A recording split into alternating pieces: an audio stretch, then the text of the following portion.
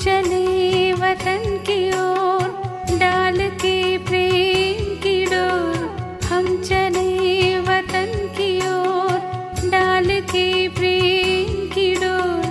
बाबा खींच रहा है आज सहज ही अपनी ओर। हम चले। ஓம் சாந்தி. அவ்யக்த முரளி 31/12/1981. முரளியின் தலைப்பு பலமற்றவர்களுக்கு பலம் கொடுக்கக்கூடிய மிக மகா பலவானாகுங்கள். பாப்தாதா எப்பொழுதும் ஒவ்வொரு அடியிலும் ஒவ்வொரு எண்ணத்திலும் முன்னேறும் கலை உள்ள குழந்தைகளை பார்த்து கொண்டிருக்கிறார். ஒரு நொடியில் அஷரீரி ஆகுக என்ற வரதானம் கிடைத்தது மற்றும் ஒரு நொடியில் மேலே பறந்தார். அஷரீரி ஆவதென்றால் உயரே பறப்பது, உடல் உணர்வில் வருவதென்றால் கூண்டு பறவையாக ஆவது. இந்த நேரம் அனைத்து குழந்தைகளும் அஷரீரி பவ என்ற வரம் பெற்று பறக்கும் பறவைகளாக ஆகிவிட்டார்கள். இந்த கூட்டம் சுதந்திர ஆத்மாக்கள், அதாவது பறக்கும் பறவைகளின் கூட்டம். நீங்கள் அனைவரும் சுதந்திரமாக இருக்கிறீர்கள் தான் இல்லையா? கட்டளை கிடைத்தவுடன் தன்னுடைய இனிமையான வீட்டிற்கு சென்று விடுங்கள் என்றால் எவ்வளவு நேரத்தில் செல்ல முடியும்? ஒரு நொடியில் செல்ல முடியும் தான் இல்லையா? கட்டளை கிடைத்தவுடன் தனது மாஸ்டர் சர்வசக்திவான் நிலை மூலமாக தன்னுடைய அனைத்து சக்திகளின் கிரணங்கள் மூலமாக இருளில் வெளிச்சத்தை கொண்டு வாருங்கள். ஞான சூரியன் இருளை அகற்றிவிடுங்கள் என்றால் ஒரு நொடியில் எல்லைக்கப்பாற்பட்ட சேவையை செய்ய முடியுமா? அந்த மாதிரி மாஸ்டர் ஞான சூரியன் ஆகியிருக்கிறீர்களா? அறிவியலின் சாதனம் ஒரு நொடியில் இருளிலிருந்து வெளிச்சத்தை கொண்டு வர முடியும் என்றால் ஞான சூரியன் குழந்தைகள் நீங்கள் எவ்வளவு நேரத்தில் வெளிச்சத்தை கொண்டு வர முடியும்? அறிவியலை விட அமைதியின் சக்தி மிக உயர்ந்தது. ஒரு நொடியில் நினைவு என்ற பட்டனை அழுத்தி இருளில் அலைந்து கொண்டிருக்கும் ஆத்மாக்களை வெளிச்சத்தில் கொண்டு வருகிறோம் என்று அப்படி அனுபவம் செய்கிறீர்களா? என்ன நினைக்கிறீர்கள்? 7 நாளில் 7 மணி நேர பாடத்தை கொடுத்து இருளிலிருந்து வெளிச்சத்தில் கொண்டு வர முடியுமா? அல்லது 3 நாள் யோகா முகாமில் வெளிச்சத்தை கொண்டு வர முடியுமா? அல்லது 2ஆம் நிலை வரை வந்து சேர்ந்திருக்கிறீர்களா? என்ன நினைக்கிறீர்கள்? இப்பொழுது மணி நேரங்கள் கணக்குப்படி சேவையின் வேகம் இருக்கிறதா? அல்லது நிமிடம் அல்லது வினாடியின் வேகம் வரை வந்து சேர்ந்து விட்டீர்களா? என்ன நினைக்கிறீர்கள்? இப்பொழுது நேரம் வேண்டுமா அல்லது ஒரு நொடி வரை வந்து சேர்ந்து விட்டீர்கள் என்று நினைக்கிறீர்களா? எப்படி ஒரு நொடியில் முக்தி ஜீவன் முக்தியின் ஆஸ்தியை அடையுங்கள் என்று சவால் விடுகிறீர்கள்? அதை நடைமுறையில் கொண்டு வருவதற்காக தயாராகி சுயமாற்றத்தின் வேகம் ஒரு நொடியில் ஏற்படுகிறது என்ற அந்த வேகம் வரை வந்து சேர்ந்து விட்டீர்களா? என்ன நினைக்கிறீர்கள்? பழைய வருடம் முடிவடைகிறது, புதிய வருடம் வந்து கொண்டிருக்கிறது. அப்படி நீங்கள் அனைவரும் சங்கம யுகத்தில் அமர்ந்திருக்கிறீர்கள். எனவே பழைய வருடத்தில் சுயமாற்றம் மற்றும் உலக மாற்றத்தின் வேகம் எதுவரை வந்து சேர்ந்திருக்கிறது? அதிவேகம் என்று இருந்ததா? ரிசல்ட்டையோ பார்ப்போம் இல்லையா? அப்படியானால் இந்த வருடத்தின் ரிசல்ட் தனக்காக, உறவினர் மற்றும் நெருக்கத்தில் இருப்பவர்களுக்காக மற்றும் உலக சேவைக்காக எப்படி இருந்தது? இந்த வருடத்தின் லட்சியம் என்ன கிடைத்திருக்கிறது? தெரிந்திருக்கிறீர்கள் தான் இல்லையா? பறக்கும் பறவை மற்றும் பறக்கும் கலை. அப்படியானால் இந்த லக்ஷ்மி நாராயணனின் வேகம் என்னவாக இருந்தது? எப்பொழுது அனைவரின் வேகம் ஒரு நொடி வரை வந்தடையும் என்றால் என்னவாகும்? தன்னுடைய வீடு, தன்னுடைய ராஜ்யம், மேலும் தன்னுடைய வீட்டிற்கு திரும்பி ராஜ்யத்தில் வந்துவிடுவோம். எனவே புதிய வருடத்தில் புதிய ஊக்கம், ஒவ்வொரு எண்ணம் மற்றும் வினாடியில் ஒவ்வொரு காரியத்தில் பிராப்தியின் வெற்றியின் புதுமை இருக்கட்டும். இப்பொழுது நாளையிலிருந்து என்ன தொடங்கும்? புது வருடமோ தொடங்கும். ஆனால் என்ன கூறுவோம்? புது வருடம் எங்கிருந்து தொடங்கும்? உலகத்திலும் 1-1லிருந்து தொடங்கும் இல்லையா? மேலும் நீங்கள் என்ன தொடங்குவீர்கள்? அதுவோ 1லிருந்து தொடங்கும். உங்களுடையது என்னவாக இருக்கும்? 1 மற்றும் வின். ஒவ்வொரு எண்ணத்திலும் வின், அதாவது வெற்றி இருக்கட்டும். இந்த வருடத்தில் ஒவ்வொரு நாளும் உங்களுடைய நெற்றியில் எந்த திலகம் இடுவீர்கள்? வெற்றியின் திலகம். எந்த ஸ்லோகனை நினைவில் வைத்துக் கொள்வீர்கள்? வெற்றி ரத்தினம் நான், ஒவ்வொரு கல்பத்திலும் வெற்றி அடைபவன். வெற்றி அடைந்திருந்தேன், வெற்றி அடைந்து கொண்டிருக்கிறேன், மேலும் எப்பொழுதுமே வெற்றி அடைபவனாக இருப்பேன். எந்த கிரீடத்தை அணிவீர்கள்? லைட் மற்றும் மைட், இந்த இரட்டை கிரீடங்களை தாரணை செய்ய வேண்டும். ஏனென்றால் லைட் இருக்கிறது மற்றும் மைட் குறைவாக இருக்கிறது என்றால் எப்பொழுதும் சித்தி சுரூபமாக இருக்க முடியாது. லைட்டுடன் சேர்ந்து மைட்டும் இருக்கிறது என்றால்தான் எப்பொழுதும் வெற்றியுடையோராய் இருப்பீர்கள். நீங்கள் லைட் மற்றும் மைட்டின் இரட்டை கிரீடம் அணிந்தவர்கள். கங்கணமாக என்ன அணிவீர்கள்? கங்கணமும் அவசியம்தான் இல்லையா? எந்த கங்கணம் பிடித்திருக்கிறது? தூய்மையின் கங்கணமோ இருக்கிறது. ஆனால் இந்த வருடம் புதிய கங்கணமாக எதை அணிவீர்கள்? சிலர் சகயோகத்தின் கங்கணம் என்று கூறினார்கள். சிலர் சமஸ்காரம் ஒத்துப்போவதின் கங்கணம் என்று கூறினார்கள். அப்படி அநேக பதில்கள் கிடைத்தன. அப்படியென்றால் முழு கையுமே கங்கணங்களால் நிரம்பிவிடும். இந்த வருடத்தில் எப்பொழுதும் உற்சாகத்தில் இருப்பதோடு அனைவரையும் உற்சாகத்தில் முன்னேற்றி சென்று கொண்டே இருங்கள். இந்த விசேஷ கங்கணத்தை கட்டுங்கள். தன்னுடைய உற்சாகத்தையும் குறைக்காதீர்கள், மற்றவர்களுடைய உற்சாகத்தையும் குறைய வைக்காதீர்கள். இதற்காக எப்பொழுதும் கங்கணத்தை உறுதியாக வைத்துக்கொள்வதற்காக மற்றும் இறுக்கமானதாக வைத்துக்கொள்வதற்காக ஒரு விஷயத்தை மட்டும் எப்பொழுதும் நினைவில் வையுங்கள். ஒவ்வொரு விஷயத்திலும் அது தனக்காக இருந்தாலும் சரி, மற்றவர்களுக்காக இருந்தாலும் சரி, முன்னேறி செல்வதற்கும் மற்றவர்களை முன்னேற்றுவதற்காகவும் வளைந்து கொடுப்பதுதான் உண்மையான தங்கமாவது. நல்லது, கங்கணத்தையும் அணிந்து விட்டீர்கள். இப்பொழுது விசேஷமாக சேவைக்கான லட்சியமாக என்ன வைப்பீர்கள்? எப்படி இன்றைய அரசாங்கங்கள் ஒவ்வொரு வருடத்திற்கான விசேஷ காரியங்கள் என்ன செய்ய வேண்டும் என்று திட்டங்களை உருவாக்குகிறார்கள்? அந்த அரசாங்கமோ உடல் ஊனமுற்றோர்களுக்காக உருவாக்கினார்கள். நீங்கள் என்ன செய்வீர்கள்? எப்படி பலமற்றவர்களுக்கு பலம் கொடுப்பவரே என்று தந்தையின் மகிமையை பாடுகிறீர்கள்? எப்படி பலமற்ற ஆத்மாக்களை ஸ்தூலமாக அறிவியல் சாதனங்கள் மூலமாக பலம் நிரம்பியவராக ஆக்கிவிடுகிறார்கள்? முடமானவருக்கு நடப்பதற்கான சக்தி கொடுத்து விடுகிறார்கள். இதே விதமாக ஒவ்வொரு பலகீனத்திற்கும் சக்தியின் சாதனம் கொடுத்து விடுகிறார்கள். அதே போன்று நீங்கள் அனைவரும் பிராமண குடும்பத்தில் இருந்தாலும் சரி, உலகில் உள்ள ஒவ்வொரு ஆத்மாக்களுக்கு, பலமற்றவர்களுக்கு பலம் கொடுக்கக்கூடிய மிக பலம் நிரம்பியவராக ஆகுங்கள். எப்படி அவர்கள் ஏழ்மையை அகற்று என்ற கோஷமிடுகிறார்கள், அதேபோல் நீங்கள் பலமின்மையை அகற்றுங்கள். தைரியம் மற்றும் உதவி, இதை கருவியாகி தந்தையிடமிருந்து பெற்றுக்கொள்ளுங்கள். அப்படி இந்த வருடத்திற்கான விசேஷ கோஷமாக என்ன இருக்கிறது? பலமின்மையை அகற்றுங்கள். அப்பொழுதுதான் எப்பொழுதும் உற்சாகம் ஊட்டுவதற்கான என்ன ஸ்லோகன் கிடைத்திருக்கிறதோ அதை நடைமுறையில் கொண்டு வர முடியும். புது வருடத்தில் என்ன செய்ய வேண்டும் என்று புரிந்ததா? வெளிநாட்டினருக்கு புது வருடத்தின் மகத்துவம் அதிகம் இருக்கிறது. அப்படி புது வருடத்தின் மகத்துவம் இந்த மகான் நிலை மூலம் எப்பொழுதும் இருக்கும். எனவே இந்த புது வருடத்தில் அனைத்து மகான் நிலை மூலமாக சித்தி, வெற்றி சொரூபம், சித்தி அடையக்கூடிய அனைத்து காரியங்கள் சித்தியாகக்கூடிய அனைவருக்கும் சித்தி பிராப்தி சேவிப்பதற்கான ஒரு நொடியின் விதியை கூறுங்கள். அந்த மாதிரி சித்தியின் வருடத்தை கொண்டாடுங்கள். காரியங்கள் அனைத்தும் சித்தியாகட்டும், எண்ணங்களும் சித்தியாகட்டும், மேலும் சொரூபமும் எப்பொழுதும் சித்தி சொரூபமாக இருக்கட்டும். அப்பொழுதுதான் பிரத்யக்ஷம் மற்றும் வெற்றி முழக்கத்தின் முரசு கொட்டும். அறிவியல் எப்பொழுதும் சித்தி சொரூபமாக இருப்பதில்லை.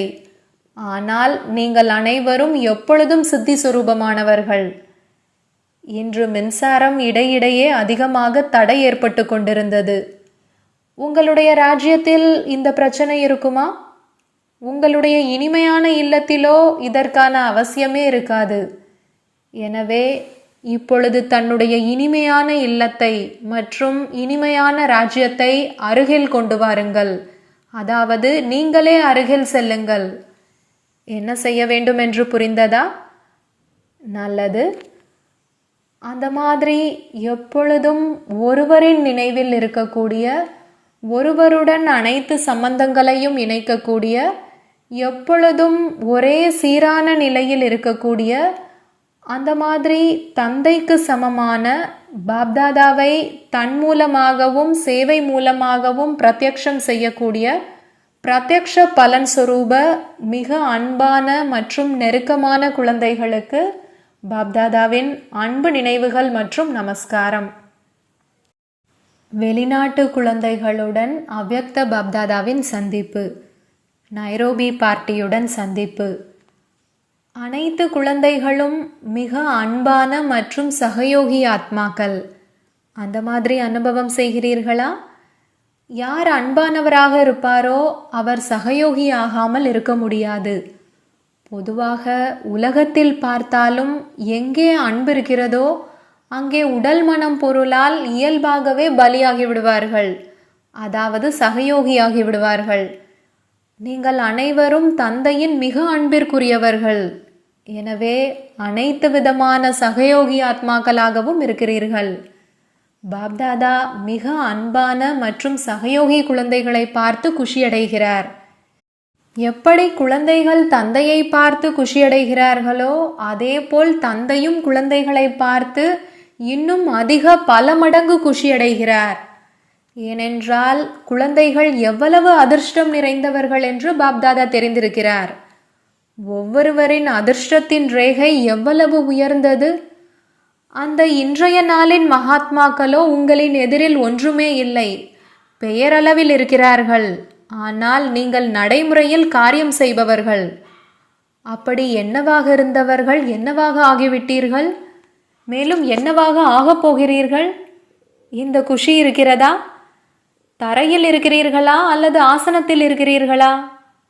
தரையிலோ வருவதில்லையே. தரையை விட்டுவிட்டீர்கள்தான் இல்லையா? ஆகாய சிம்மாசனத்தை விட்டுவிட்டு வாருங்கள் என்று தந்தையை அழைக்கிறீர்கள். மேலும் தரையின் ஆசனத்தை விட்டுவிடுங்கள், இதயத்தின் சிம்மாசனத்தை எடுத்துக்கொள்ளுங்கள் என்று தந்தை கூறுகிறார். அப்படி அனைவருமே இந்த சிம்மாசனத்தை அடைந்து விட்டீர்களா? பிறகு திரும்பி தன்னுடைய தரையில் வந்து விடுவதில்லையே. தரையின் கவர்ச்சி தன் பக்கம் ஈர்ப்பதில்லையே. ஏனென்றால் இந்த தரையின் கவர்ச்சி என்னை எங்கே கொண்டு வந்து விட்டதென்று இந்த பூமியில் வாழ்ந்து பார்த்து விட்டீர்கள். நரகத்தின் பக்கம் கொண்டு சென்றதில்லையா? மேலும் இப்பொழுது இதய சிம்மாசனத்தில் இருப்பவரிலிருந்து உலகராஜ்ய சிம்மாசனதாரி ஆகிவிட்டீர்கள். இந்த ஈர்ப்பு உங்களை சொர்க்கத்தின் பக்கம் அழைத்து செல்லும். அப்படி ஒரு தடவையின் அனுபவி நிரந்தரமாக அறிவுள்ளவர் ஆகிவிட்டார். உங்களுடைய பட்டமே ஞானம் நிறைந்தவர். ஞானம் நிறைந்தவர் ஒரு பொழுதும் ஏமாற்றத்தை அடைய முடியாது. நல்லது. நீங்கள் அனைவரும் எப்பொழுதும் திருப்தியாக இருப்பவர்கள்தான் இல்லையா? தன்னை பற்றியோ அல்லது மற்றவர்களை பற்றியோ ஏதாவது புகார் இல்லையே. புகார் இருக்கிறதென்றால் முழுமையானவராக இல்லை. தனக்காக யோகா செய்ய முடிவதில்லை, பற்றுதலை வென்றவராக முடிவதில்லை. எப்படி இருக்க வேண்டுமோ அப்படி இல்லை என்ற புகார் இருக்கிறது. அப்படியானால் இது புகாராக ஆனதுதான் இல்லையா? அனைத்து புகார்களையும் முடித்தாகிவிட்டதென்றால் முழுமையான சம்பூர்ணமானவர் ஆவது. நல்லது.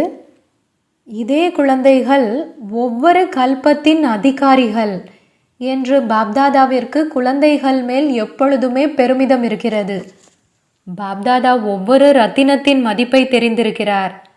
சில நேரம் குழந்தைகள் தன்னுடைய மதிப்பை குறைவாக தெரிந்திருக்கிறார்கள். தந்தையோ நல்ல முறையில் தெரிந்திருக்கிறார். எப்படிப்பட்ட குழந்தையாக இருந்தாலும் தன்னை கடைசி எண்ணில் இருப்பவராக நினைத்தாலும் மகான்தான். ஏனென்றால் கோடியில் சிலர், சிலரிலும் சிலரானவர். அப்படி கோடிகளிலிருந்து அந்த ஒருவர் கூட மகானானார் இல்லையா? எனவே எப்பொழுதும் தன்னுடைய மகான் நிலையை தெரிந்து கொள்ளுங்கள். இதன் மூலம் மகானாத்மா ஆகி பிறகு தேவதையாகி விடுவீர்கள். நைரோபியை சேர்ந்தவர்கள் எந்தளவு வளர்ச்சி செய்து இங்கே வந்து சேர்ந்திருக்கிறீர்கள்? நைரோபியில் அமர்ந்திருக்கிறீர்களா அல்லது சக்கரவர்த்திகளா?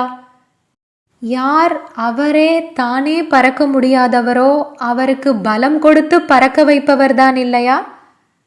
நைரோபியின் விசேஷமே முழு குடும்பமும் சிறுவயதினரிலிருந்து பெரியவர்கள் வரை பரிவர்த்தனையாகிவிட்டார்கள் என்பதுதான்.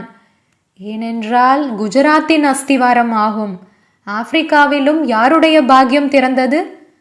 ஆப்பிரிக்காவில் வசிக்கும் பாரதவாசிகள் பாக்கியம் நிறைந்தவர்களானார்கள். அறிமுகத்தின் சிறிதளவு தண்ணீர் படுவதினால் விதை முளைக்கத் தொடங்கியது. இந்த நேரம் செய்யும் விசேஷ சேவையாக முதலில் எது ஒவ்வொருவருக்கும் அவசியமாக இருக்கிறதோ அதை பகுத்தறியுங்கள். மேலும் பகுத்தறிந்த பிறகு பிராப்தி சொரூபமாகி பிராப்தியை பிறருக்கு செய்வியுங்கள். பகுத்தறியும் சக்தியின் மூலம்தான் சேவையின் வெற்றி ஏற்பட முடியும். நல்லது. லண்டன் பார்ட்டியுடன் சந்திப்பு. லண்டன் வாசிகள்தான் சேவைக்கு அஸ்திவாரம் போட்டவர்கள். லண்டன் சேவையின் முக்கிய ஸ்தானம். அனைவரின் பார்வை லண்டனின் மேல் இருக்கிறது. லண்டனிலிருந்து என்ன டைரக்ஷன் கிடைக்கிறது? அப்படி முக்கிய சேவையின் சேவை ஸ்தானமாக லண்டன் ஆகிவிட்டதில்லையா? அப்படி லண்டன் நிவாசிகள் விசேஷ சேவாதாரிகள். பிராமண வாழ்க்கையின் தொழிலே சேவை. அந்த மாதிரி இந்த சேவையிலேயே எப்பொழுதும் பிஸியாக இருக்கிறீர்களா? பாருங்கள், வியாபாரியின் புத்தியில் இரவில் கனவில் கூட என்ன வரும்? அவருடைய வியாபாரம் என்னவோ அது வரும். இரவில் கனவில் வாடிக்கையாளர்கள் மற்றும் பொருட்கள் தான் தென்படும். அப்படி கூட உங்களுடைய கனவில் என்ன வரும்? ஆத்மாக்களை அனைத்தும் நிறைந்தவர்களாக ஆக்கிக் கொண்டிருக்கிறோம். கனவிலும் சேவை, எழுந்தாலும் சேவை, சென்றாலும் வந்தாலும் சேவை. இந்த சேவையின் ஆதாரத்தில்தான் எப்பொழுதும் முழுமையான நிரம்பியவர், மேலும் மற்றவர்களையும் நிரந்தரமாக நிரம்பியவராக ஆக்க முடியும். நீங்கள் ஒவ்வொருவரும் விலை மதிக்க முடியாத ரத்தினங்கள். ஒரு பக்கம் லண்டனின் ராஜ்ய பாக்கியத்தை வைக்கிறோம், இன்னொரு பக்கம் உங்களை வைக்கிறோம் என்றால் உங்களுடைய பாக்கியம் அதிகமானது. ஏனென்றால் அவர்களுடைய ராஜ்யமும் மண்ணுக்கு சமமாக ஆகிவிடும். நீங்கள் எப்பொழுதும் மிக மதிப்புள்ளவராக இருக்கிறீர்கள். எப்பொழுதும் தந்தையின் விலை மதிக்க முடியாத ரத்தினமாவீர்கள். பாப்தாதா ஒவ்வொரு ரத்தினத்தின் விசேஷத்தின் மாலையை ஜெபிக்கிறார். அப்படியானால் எப்பொழுதும் தன்னை அந்த மாதிரி விசேஷ ஆத்மா என்று புரிந்து ஒவ்வொரு அடியும் எடுத்து வைத்து கொண்டே இருங்கள். இப்பொழுது அனைத்து விதமான சுமைகளும் முடிந்துவிட்டன இல்லையா? இப்பொழுது கூண்டு கிளியிலிருந்து பறக்கும் பறவையாக ஆகிவிட்டீர்கள். மணி கட்டியிருக்கும் பறக்கக்கூடிய கிளி ஆகிவிட்டீர்கள். கூண்டு கிளியாக அல்ல, பாப்தாதாவின் பாடலை பாடுபவர்களாக ஆகிவிட்டீர்கள். லண்டனில் இருப்பவர்களுக்கு, இந்தி தெரிந்தவர்களுக்கு முதல் வாய்ப்பு கிடைத்திருக்கிறது. இருந்தாலும் நேரடியாக முரளி கேட்பவர்கள் அதிர்ஷ்டசாலிகள். மொழிபெயர்ப்பையோ செய்ய வேண்டியதிருக்காது. இதைத்தான் தட்டிலிருந்து வாயில் என்று சொல்வது. மொழிபெயர்ப்பாகும் நேரத்தில் கொஞ்சம் உணவு காய்ந்துவிடும் இல்லையா? அப்படி உங்களுக்கு உங்களுடையது, அவர்களுடைய பாக்கியம் அவர்களுடையது.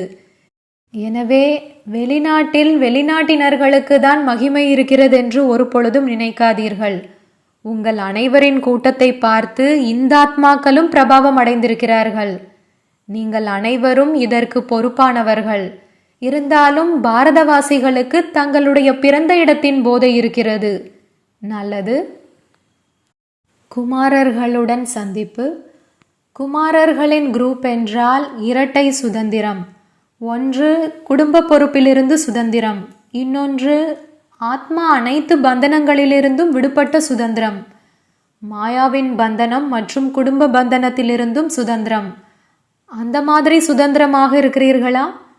இரட்டை சுதந்திரமான ஆத்மாக்கள் இரட்டை சேவையும் செய்ய முடியும். ஏனென்றால் சுதந்திரமாக இருக்கும் காரணத்தினால் குமாரர்களுக்கு நேரம் அதிகமாக கிடைக்கிறது. எனவே நேரத்தின் பொக்கிஷத்தினால் அநேகர்களை செல்வங்கள் நிறைந்தவர்களாக ஆக்க முடியும். அனைத்தையும் விட மிகப்பெரிய கஜானா சங்கம யுகத்தின் நேரம்.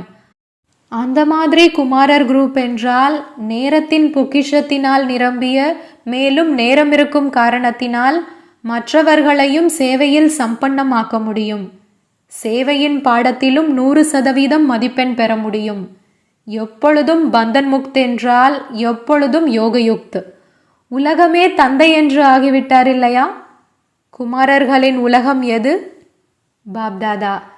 மற்றவர்களின் உலகிலோ எல்லை இருக்கிறது. ஆனால் உங்களுக்கு ஒரே ஒரு எல்லைக்கு அப்பாற்பட்ட சமஸ்காரம். அப்படி சகஜ யோகியாகவும் இருக்கிறீர்கள். ஏனென்றால் உலகத்தில்தான் புத்தி செல்லும் இல்லையா? உலகமே தந்தை என்றால் புத்தி தந்தையிடம்தான் செல்லும். அப்படி குமாரர்களுக்கு சகஜ யோகி ஆவதற்கான லிஃப்ட் இருக்கிறது. அப்படி அசாந்த ஆத்மாக்களுக்கு சாந்தி கொடுப்பது, அலைந்து கொண்டிருக்கும் ஆத்மாக்களுக்கு புகலிடம் கொடுப்பது என்ற இந்த மிகப்பெரிய புண்ணியத்தை செய்து கொண்டே இருங்கள். எப்படி தாகமுள்ள ஆத்மாவிற்கு தண்ணீர் குடிக்க கொடுப்பது புண்ணியமோ, அதே போன்று இந்த சேவை செய்வதென்றால் புண்ணிய ஆத்மா ஆவது. அப்படி எந்த ஒரு அமைதியில்லாத ஆத்மாவை பார்த்து இரக்கம் வருகிறது இல்லையா? இரக்க மனமுடைய தந்தையின் குழந்தை என்றால் எப்பொழுதும் புண்ணிய காரியத்தை செய்து கொண்டே இருங்கள். வரதானம். தன்னுடைய உயர்ந்த தன்மை மூலமாக புதுமை என்ற கொடியை பறக்கவிடக்கூடிய சக்தி சொரூபமாகுக. இப்பொழுது நேரத்திற்கு ஏற்றபடி, அருகாமைக்கு ஏற்றபடி சக்தி ரூபத்தின் பிரபாவத்தை எப்பொழுது மற்ற ஆத்மாக்கள் மேல் போடுவீர்களோ அப்பொழுது இறுதி பிரத்யக்ஷதாவை அருகில் கொண்டு வர முடியும். எப்படி அன்பு மற்றும் சகயோகத்தை வெளிப்படுத்தியிருக்கிறீர்கள், அதேபோல் சேவை என்ற கண்ணாடியில் சக்தி ரூபத்தை அனுபவம் செய்வியுங்கள். எப்பொழுது தன்னுடைய உயர்ந்த தன்மை மூலமாக சக்தி ரூபத்தின் புதுமையின் கொடியை பறக்க விடுவீர்களோ அப்பொழுது பிரத்யக்ஷதா ஏற்படும். தன்னுடைய சக்தி சுரூபம் மூலம் அனைத்து சக்திகள் நிறைந்த தந்தையின் சாட்சாத்காரம் செய்வியுங்கள். ஸ்லோகன். மனசக்தி மூலம் சக்திகளின் மற்றும் காரியம் மூலம் குணங்களின் தானம் கொடுப்பதுதான் மகாதானம் ஆகும். ஓம் சாந்தி. तुम बच्चों को तो सर्विस करनी है, जो बाबा कहते हैं सबको ये बताओ कि देखो तुम्हारा एम एंड ऑब्जेक्ट ये है, एक गीता है बढ़िया, ये राजयोग है ना बच्चे। कैसे है राजयोग? बिल्कुल सहज है कि बाप को याद करो तो ये वैसा मिलेगा तुमको। ओम शांति।